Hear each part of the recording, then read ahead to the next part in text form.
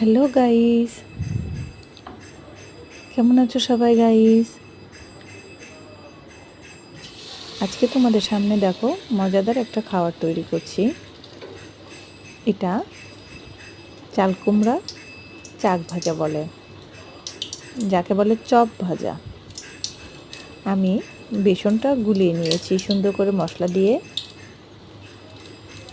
ডালের বেসন, এর মধ্যে একটু চাউলের গুঁড়াও আছে। সুন্দর করে এটা গুলিয়ে রেখে দিয়েছি।